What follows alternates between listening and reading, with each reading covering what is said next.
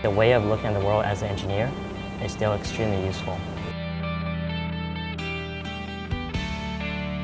which I think will get better over time, is the fact that a lot of companies here don't really have a global mindset. If you're making software, if you're in the tech industry in general, software is globalized from day one.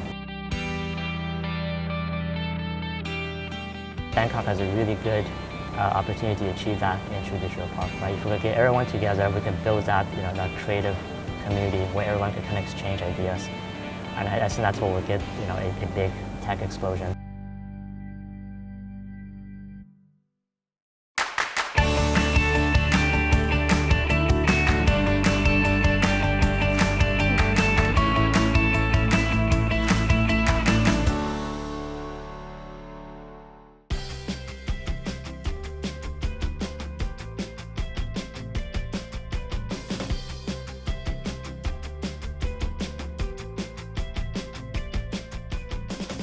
สวัสดีครับนี่คือ True Digital Park People Talks กับผมมนชัยวงศ์กิติไกรวรรณผมจะไปพูดคุยกับนักธุรกิจคนรุ่นใหม่ที่มีความฝันแล้วก็ใช้แพชชั่นในการทำความฝันนั้นให้มันเป็นไปได้ที่นี่ที่ True Digital Park ครับแขกรับเชิญของเราในวันนี้เคยทำงานอยู่ที่ NASA เชี่ยวชาญด้านเทคโนโลยีแล้วปัจจุบันก็ทำงานอยู่ที่สตาร์ทอัพแห่งหนึ่งที่ประสบความสำเร็จมากที่สุดเลยล่ะครับได้ raise fund มากมายรวมไปถึงเป็น communication platform ที่น่าจับตาอย่างยิ่งครับ Nowadays technology definitely drive this world and human being our guest today he's the biggest geek on this planet he's the co-founder the CTO the CPO of Eko here David Zhang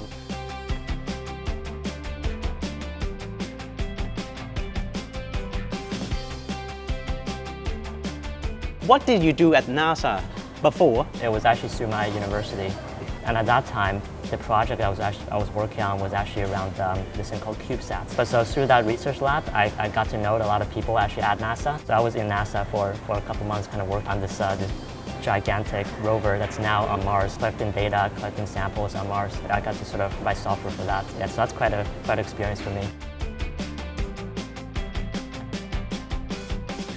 What is Eko and how did you start that?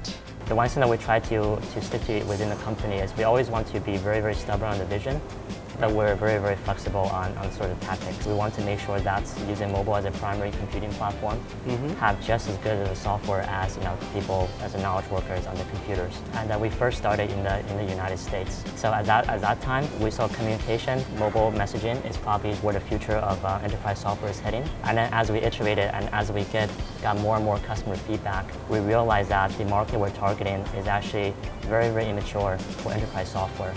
And actually, there isn't that many people, that many companies in Asia in general that's actually using enterprise software. So we sort of slowly pivoted the company from just a communication platform to help companies be more efficient and be more effective. What are David Zhang's work style and principle? Whenever I make decisions, I always try to think about it in terms of probabilities. I tend to always try to look at the world in like a probabilistic manner. What I try to encourage my team to do is to always sort of assign a quantifiable value to all the decisions we make. So we could really truly analyze it. We want to analyze it like a mathematician, and we want to make good, statistically sound decisions. So that's essentially what I try to do both for business and just in my personal life in general. The way of looking at the world as an engineer is still extremely useful.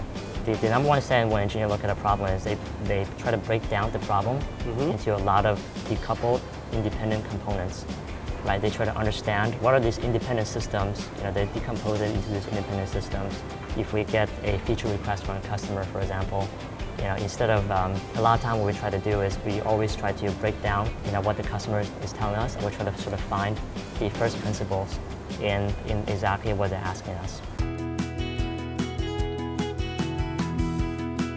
Do you think what is the key success to drive and make the dream comes true?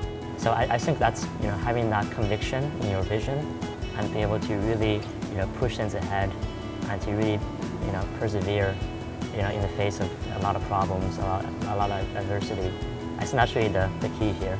I think a lot of times it feels like you're sort of pushing a boulder up the hill, and it's going to be really, really hard. And you just sustain this for long periods of time, for multiple years of time. And most people will give up. But I think the successful founders, the successful startups are really the ones that keep persevering. Do you still believe there would be a Thai startup that definitely turned to a unicorn? Which I think will get better over time is the fact that a lot of companies here don't really have a global mindset. And I think that's one of the things we try to change. Because whenever I talk to other startups in Thailand, they always sort of pitch themselves as sort of the X of Thailand or the Y of Thailand. But you don't need to think about themselves that way, right? Because if you're making software, if you're in the tech industry in general, software is globalized from day one. If you write a piece of software, the distribution cost for it is essentially free. I think companies will have so much more potential. Even from the very early days, they set a culture of it's going to be international, and they set that ambitious international goal from day one. Any advice for Thai startups? You should try to find your audience, right? You should try to focus on just making sure one or two users really love your product before you launch to everyone else. I actually think in startups there's really two big speed bumps for startups. Mm-hmm. One is when you first started, right? You want to get that product market fit.